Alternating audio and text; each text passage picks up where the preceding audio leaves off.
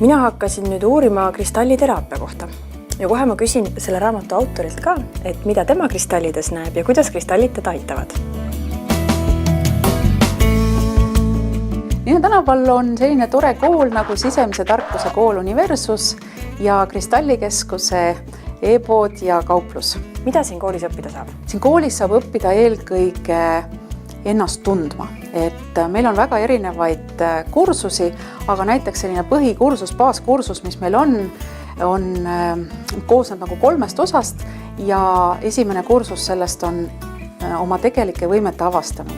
On juba praktilisem ja see on enda ja teiste tervendamine. Ehk siis me õpime neid kõike seda, mis me esimesel poolaastal õppisime nagu praktikasse panema.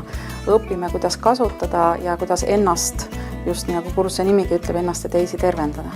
Ja 3., kes soovib, 3. kursus on siis juba oma isikliku tervendumismeetodi väljatöötamine. Et need on sellised põhilised asjad, aga lisaks sellele saab siin õppida ka selliseid asju nagu kristalliteraapia, kristallireiki, erinevaid tervendusmeetodeid enda ja teiste tervendamiseks. Mina ei tea, mis nendest selles mõttes teiste inimeste jaoks on, ma tean, mis minu jaoks on, et mina tajun kristallide energiaid, ma olen lapsest saadik kristallidega rääkinud ja minu jaoks on nad teadvusega olendid, kelle energiaväli mõjutab inimese energia välja ja läbi selle toimub ka tervenemine. Ma küsiksin ka nende raamatute kohta, mis sa oled välja andnud.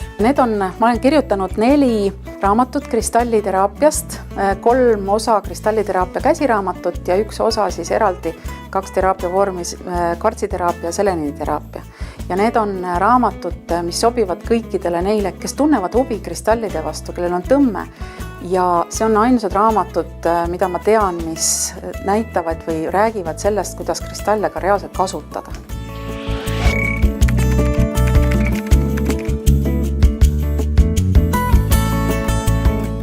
Siin saab lausa ise ka ehteid kokku panna.